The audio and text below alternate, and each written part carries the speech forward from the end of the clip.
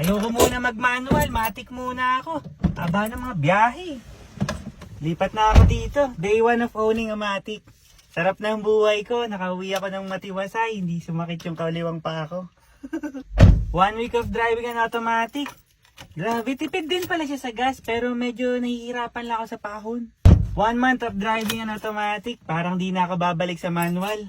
Sige, okay na to. Benta ko na yun. 1 year of owning a Matic.